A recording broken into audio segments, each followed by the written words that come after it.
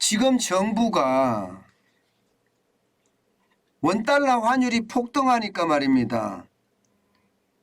여기에 대한 방어를 위해서 총력전을 펴는 모양새입니다. 그만큼 달러당 1,400원이 올라갔다는 것은요, 위기의 신호다 이렇게 읽고 있다는 겁니다. 총력전이라는 게 외환 보유액을 푸는 것은 당연하고요.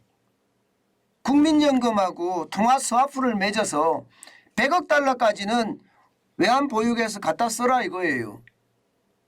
원화를 가지고 시중에서 돈 찾지 마라. 달러 사지 마라 이런 얘기거든요. 이것도 하고 있고요. 예, 또 조선업계 쪽에서 선물안 같은 걸 사드리고 있고요. 예, 여기에다가 해외 투자하는 사람들이 쉽게 말하면 서학개미죠. 국내에다 투자를 하면 동학개미가 되면 인센티브를 주겠다는 이야기까지 할 정도로 지금 난리도 아닙니다. 그만큼 위기의 어떤 상황이 저는 높아졌다고 읽고 있습니다. 그만큼 지금 정부가 허둥대는 모양도 그렇잖아요. 이 와중에 말입니다. 자, 이거 한번 보세요. 기업이 해외 유보한 금액입니다. 사상 최대예요. 902억 달러나 됩니다. 이것도 정부가 국내로 들여오겠다. 대신에 비과세를 해서 데려오겠다.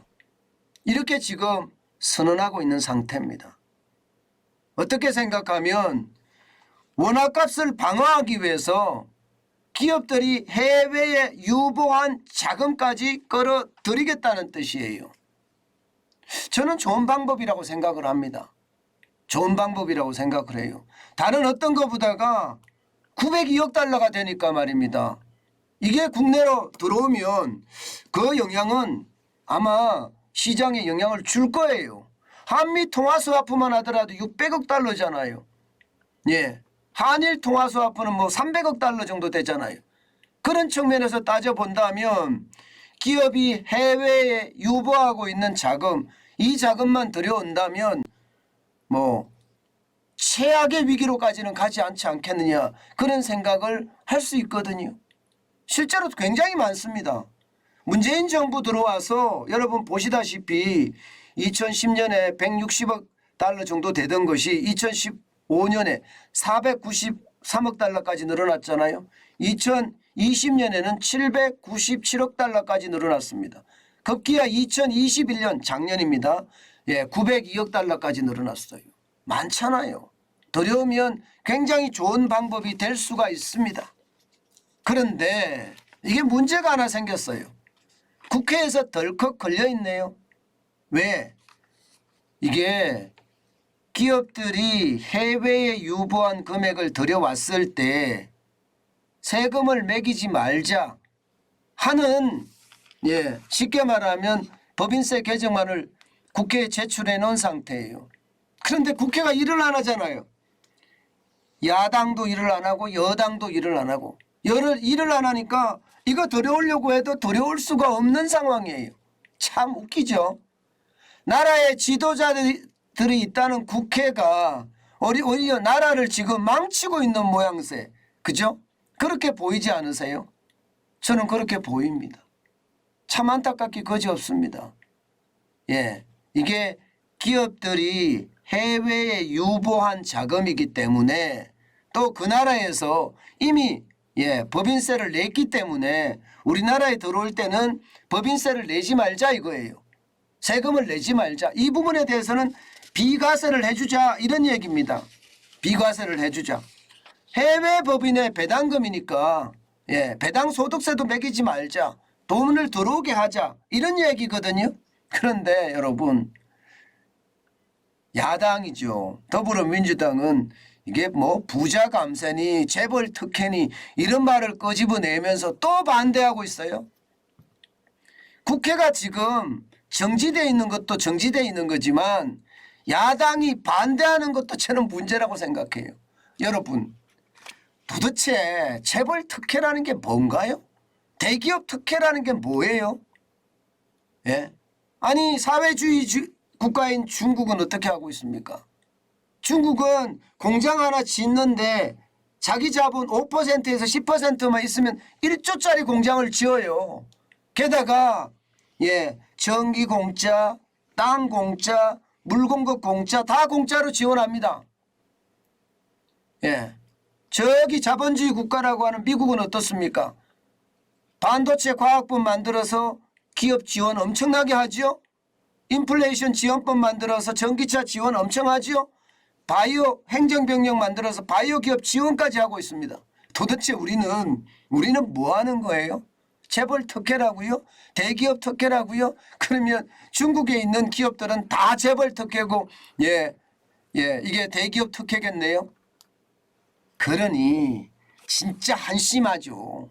한심하죠. 아직도 과거의 프레임을 가지고 와서 덮어 씌워놓고 대한민국은 재벌한테 특혜 주면 안 돼.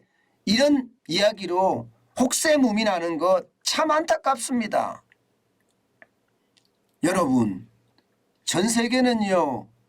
많은 국가들이 사느냐 못 사느냐, 사느냐 죽느냐 갖고 싸우고 있는 시점이에요. 지금 우리가 과거의 이념을 가지고 와서 지금 들러대면서 이게 프로파간다 선동하는 것, 이것은요 여러분 진짜 안 맞다고 생각을 합니다. 제발 우물 안의 개구리에서 벗어나세요. 전 세계는 살려고 발부동을 칩니다. 왜 우리는 스스로 죽으려고 합니까? 보세요. 실제로도 마찬가지입니다. OECD 국가 중에 해외 배당 소득 과세를 하는 나라는요. 전체 국가 중에 6개밖에 안 됩니다. 6개. 한국, 칠레, 콜롬비아, 멕시코, 이스라엘, 아일랜드. 비과세 국가요 32개국이나 됩니다. 미국, 일본, 독일, 영국, 프랑스, 스페인, 스웨덴, 호주, 뉴질랜드 할 것 없이 32개국은요. 비과세를 하고 있어요. 그런데 이게 무슨 재벌 특혜니 대기업 특혜니 이런 부자 특혜니 말도 안 되는 걸 가지고 반대를 한다는 것, 이것은요 결국 그냥 죽자는 이야기나 다름없다고 저는 생각을 합니다. 제발 대국적으로 좀 생각하자고요. 쫌팽이처럼 요 우물 안에 들어서 작은 하늘만 바라보면서 세상을 재단하지 말고요. 우물 밖으로 나와서 넓은 하늘을 보면서 대한민국이 어디로 갈지 우리는 판단하는 것. 그래야지 우리 미래가 희망이 있고, 그죠? 그리고 대한민국 국가가 희망이 있는 것 아니겠습니까? 작은 그런 프로파간다 선전선동에 우리가 지금 넘어가고 있다는 사실은요. 어째 보면 말입니다. 참 창피합니다. 지금 달러 위기라고 난리예요. 국민들은요. 1,400원이 넘어가고 NDF 시장에서는 1,423원까지 올라갔습니다. NDF 시장은 역에 선물한 시장입니다. 오늘 원달러 환율의 시작은 1,423원에 시작할 거예요. 오늘의 1,450원이 될지도 모르는 최악의 날입니다.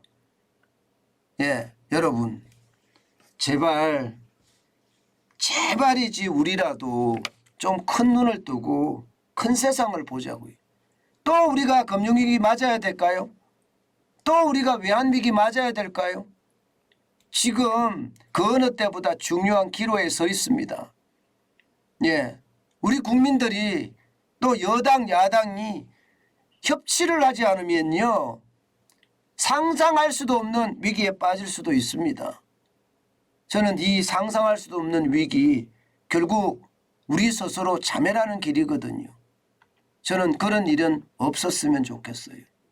진짜 세상이 너무너무 힘들어지는 그런 상황이 저는 안 왔으면 좋겠습니다. 모두가 함께 노력하는 그런 사회가 되지 않아야 될까요? 저는 여야 국가 지도자들의 어떤 협치, 상생 그 어느 때보다 필요한 시점이라고 생각을 합니다.